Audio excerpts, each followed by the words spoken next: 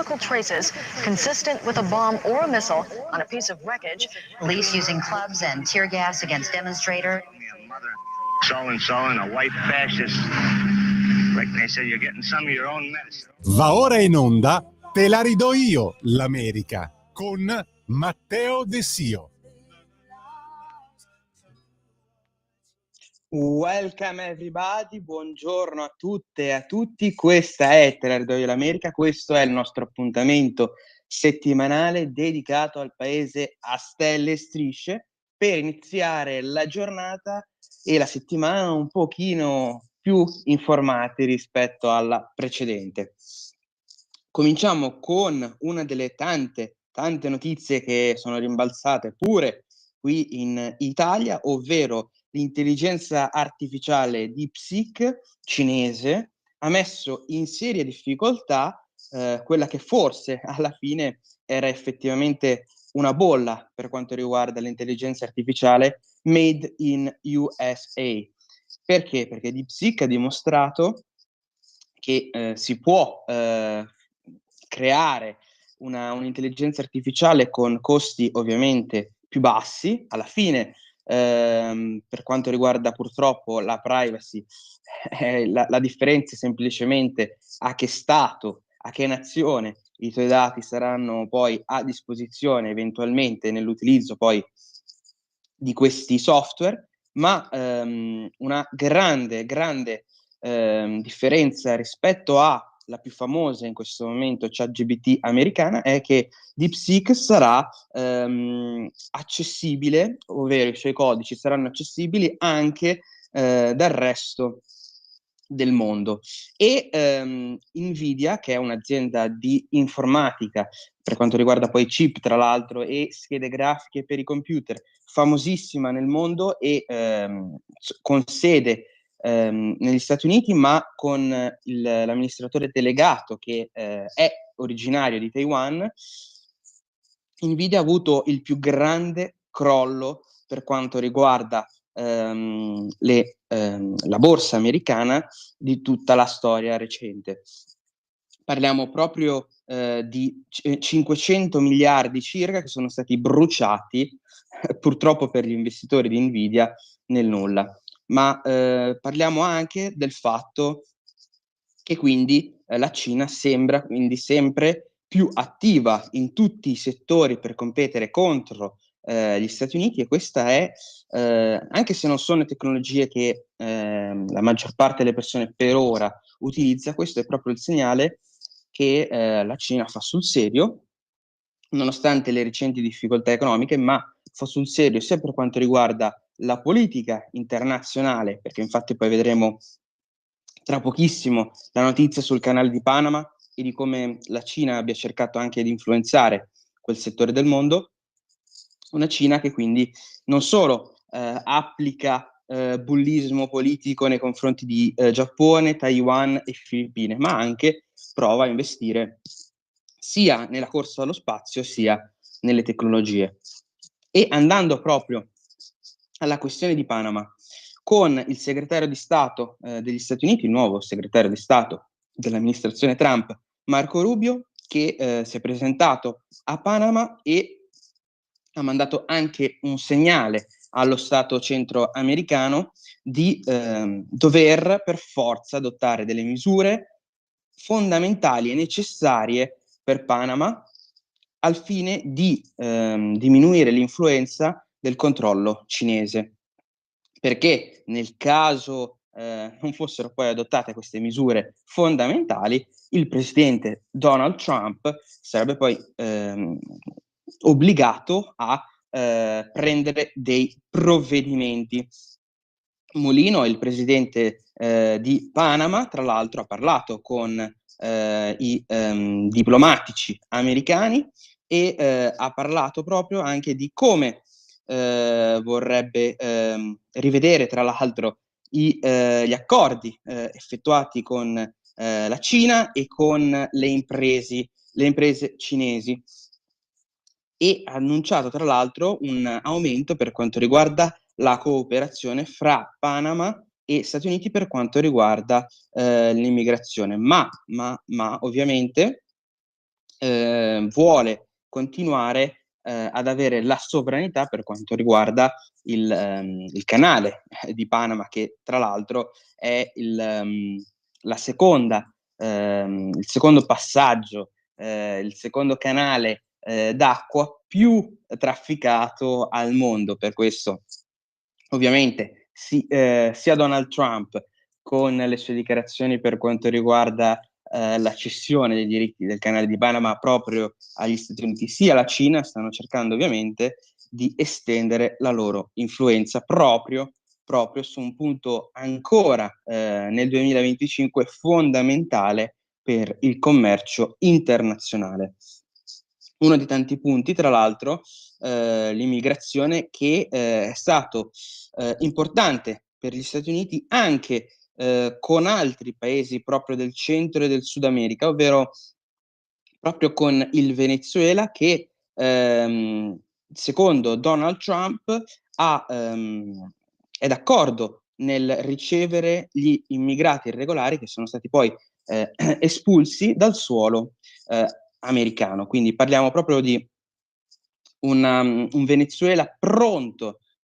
a riaccogliere i propri cittadini, chiamiamoli anche violenti, soprattutto per quanto riguarda le gang come i Tren de Agua, che abbiamo tra l'altro approfondito in questa rubrica le scorse settimane. Una gang violenta, tra l'altro, che ha messo in difficoltà le stesse comunità di latini negli Stati Uniti, proprio perché non facevano altro che attirare l'odio, giustamente, perché sono reazioni psicologiche e sociologiche naturali, l'odio dei cittadini americani che erano in difficoltà per colpa di queste gang, e che rischiava di essere riversato proprio anche contro i latinos e non solo contro questi appartenenti alle gang. Parlando proprio del Venezuela, tra l'altro, non hanno fatto ulteriori commenti loro personalmente. Un Venezuela che, ricorderete comunque, è in una posizione di conflitto proprio con gli Stati Uniti, proprio perché gli Stati Uniti non riconoscono Maduro come il legittimo presidente del Venezuela. Per questo in realtà le relazioni diplomatiche sono totalmente interrotte, se non per il particolare proprio di cercare perlomeno di lavorare su gli immigrati irregolari. Maduro, tra l'altro, ha parlato proprio dopo questo incontro fra il presidente appunto venezuelano e il presidente statunitense Donald Trump, parlando proprio che sarebbe un primo passo verso una riconciliazione fra i due paesi del continente americano. Sarà importante anche rimuovere, secondo Donald Trump, proprio i numeri di questi immigrati irregolari, illegal aliens vengono chiamati addirittura da Donald Trump, un modo per dire che sono proprio personaggi all'infuori dello Stato americano. Non solo quindi la Colombia, ma quindi anche il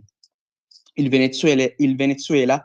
anche ha avuto accordi con l'amministrazione Trump per la restituzione di questi immigrati irregolari. Il Messico è ancora in lotta con gli Stati Uniti, invece, continuando a parlare proprio dell'immigrazione, e la presidentessa del Messico, Claudia Sheinbaum, parla proprio di come le nazioni del Centro America devono raggiungere agli accordi, tutti per quanto riguarda le immigrazioni irregolari perlomeno, simili fra loro, e gli Stati Uniti devono anche accettare il fatto di dover di dover espellere i propri immigrati irregolari non solo in Messico, ma anche negli altri paesi d'origine.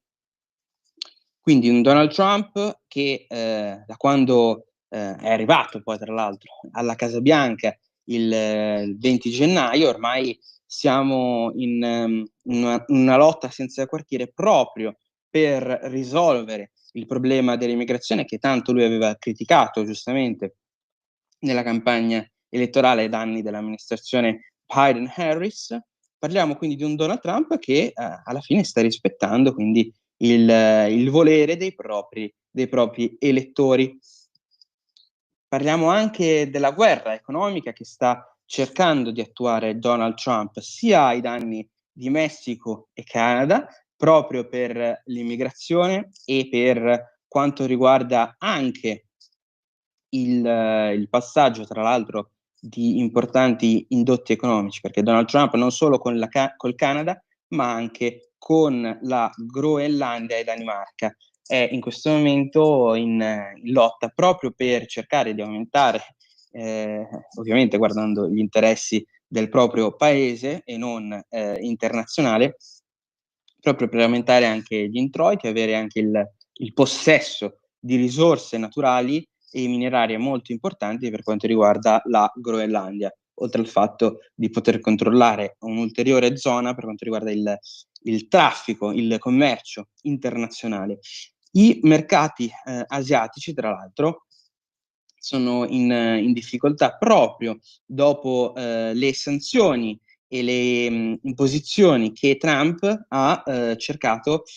di mettere nei confronti di Canada, Messico e Cina, parlando proprio di America First, quindi il Giappone, tra l'altro, con la propria borsa più importante di Tokyo, Nikkei, ha avuto un calo di circa 2%, invece la borsa di Hong Kong ha avuto un calo dell'1%, invece la borsa coreana della Sud Corea ha avuto un calo molto importante, anche qui del 2%. Quindi parliamo di di borse, quindi di un mercato asiatico in difficoltà, con il dollaro addirittura che è cresciuto ulteriormente nei confronti della moneta cinese, scusate, Yuan. Quindi parliamo proprio di una guerra, come viene chiamata da alcuni consulenti internazionali statunitensi, proprio una guerra basata su le sanzioni, una guerra basata sui dazi che vedremo in futuro cosa porterà, se Donald Trump riuscirà con i dazi a combattere anche l'influenza degli altri paesi, se riuscirà anche a piegare quindi il volere anche di Messico e Canada proprio nei confronti degli americani. Dazi, tra l'altro, che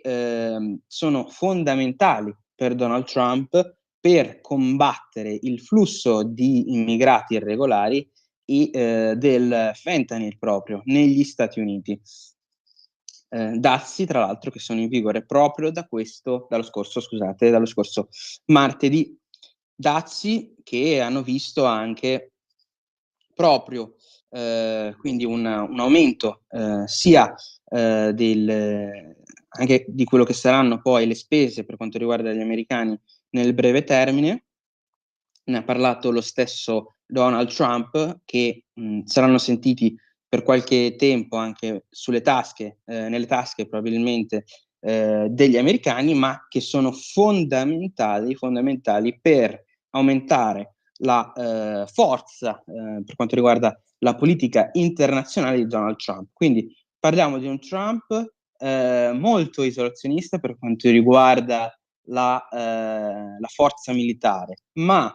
in realtà molto espansivo per quanto riguarda la politica economica e anche l'influenza internazionale, perché è la prima volta che gli Stati Uniti sono proprio faccia a faccia con il colosso asiatico cinese. Un Donald Trump, tra l'altro, andando avanti con le notizie, che vedrà se la propria nomina come testa, come capo, come boss del Dipartimento della Salute e dei Servizi per la popolazione americana, ovvero Robert Kennedy Jr., sarà poi effettivamente poi approvato dal Senato. Ci sono dei problemi in Senato per l'approvazione, perché molti democratici ovviamente stanno facendo la guerra alla nomina del presidente Trump, e serve anche convincere totalmente i repubblicani. Parliamo di un Kennedy Jr., giusto per ricapitolare un po' le sue idee, importante secondo me anche perché alla fine è stato uno dei candidati anche per la presidenza fino agli ultimi giorni, quando poi si è ritirato dando il suo appoggio completo a Donald Trump, proprio per sconfiggere Kamala Harris, facendo parte di un partito democratico che secondo Kennedy Jr. non è più il partito democratico voluto dal suo zio Kennedy, il presidente. Parliamo di un Kennedy Jr. che abbiamo citato anche più volte qui in questa rubrica, che vorrebbe fare delle fattorie, dei centri per cercare di aumentare anche la possibilità per i cittadini di poter disintossicarsi. Fattorie o comunque centri fuori, insomma, dai centri abitati, che devono essere poi finanziati, tra l'altro, con le tasse per quanto riguarda la vendita di marijuana. Per questo, quindi, la droga legale sarebbe fondamentale, quindi, per finanziare centri per sconfiggere gli effetti della droga illegale. Droga legale, marijuana, perché negli Stati Uniti sta venendo sempre più approvata negli stati proprio che la vogliono approvare sia per medici, sia per scopi medici, sia per scopi ricreativi. Quindi uno può andare nel negozio a comprarsi assolutamente la propria fornitura senza problemi, senza dover giustificare alcunché, in alcuni stati ovviamente, non in tutti i 50. Un Kennedy Jr., tra l'altro, che ha ammesso di aver avuto difficoltà proprio con la dipendenza di droghe pesanti durante la sua gioventù, parliamo di cocaina ed eroina, parliamo anche del suo importante della sua importante fiducia per quanto riguarda i 12 passi degli alcolisti anonimi, del gruppo degli alcolisti anonimi, e quanto sia per lui importante. Per questo, grazie proprio alla Wellness Farm, Kennedy Jr., queste quindi centri di benessere, Kennedy Jr. vuole cercare di aiutare il popolo americano alla sua maniera. Un Kennedy Jr., tra l'altro, che, ripetiamo, si è scontrato più volte contro l'obbligo delle vaccinazioni, e un Kennedy Jr., tra l'altro, che più volte, però, su questo sono totalmente d'accordo, si è scagliato contro le aziende statunitensi proprio per quanto riguarda il trattamento del cibo, che negli Stati Uniti ha regole molto più blande, tra l'altro, e su questo dovrà anche educare, tra virgolette, il presidente Trump, così che Donald Trump rimetta in atto le regole più stringenti per quanto riguarda il cibo e anche la preparazione. Un Kennedy Jr. che tra l'altro cerca ancora di mostrarsi attivo per quanto riguarda l'esercizio fisico, proprio anche per promuoverlo e per rendere la salute perlomeno dei più giovani americani, che sono in grave difficoltà per quanto riguarda tra l'altro l'obesità, ma anche proprio il cibo, che essendo non trattato nella maniera migliore possibile, non dà solo problemi per quanto riguarda il peso, ma anche ulteriori problemi di salute. E andando avanti proprio con le notizie, purtroppo avete visto che è avvenuto un disastro, un ulteriore disastro aereo, oltre a quello che è successo nei cieli della capitale Washington DC, con purtroppo 67 morti, per quanto riguarda un aereo di linea che si è scontrato con un Black Hawk, un elicottero militare americano che si stava esercitando, tra l'altro, proprio per proteggere i cieli della capitale, perché sono fondamentali i Black Hawk e gli elicotteri americani nella zona proprio per il trasporto di persone importanti per quanto riguarda la politica americana per la loro sicurezza. Sono stati tra l'altro i Black Hawk a trasportare per anni, dal 2001, dopo l'11 settembre,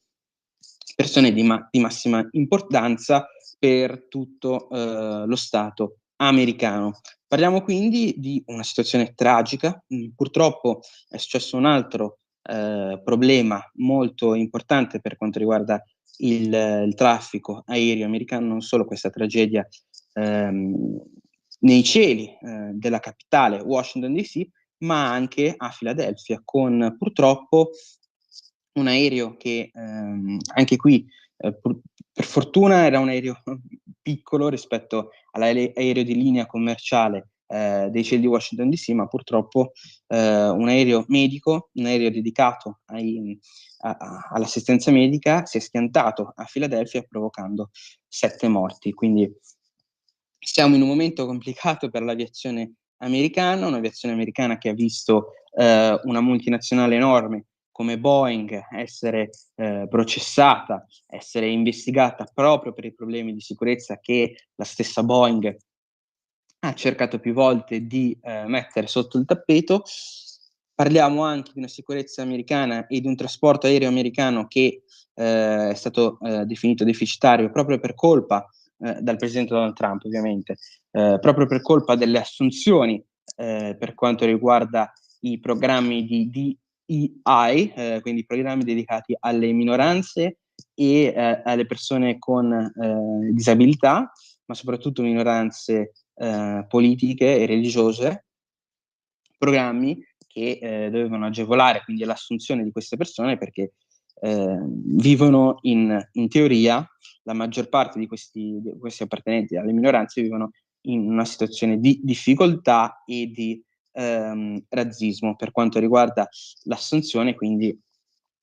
è servito proprio per agevolare la loro introduzione nel mercato del lavoro. E come ultima notizia molto, molto importante, ricorderete la liberazione, state vedendo in questi giorni anche la liberazione di vari prigionieri, sia di Hamas, sia per quanto riguarda Israele, e la comunità ebrea americana si congratula con Donald Trump, e addirittura una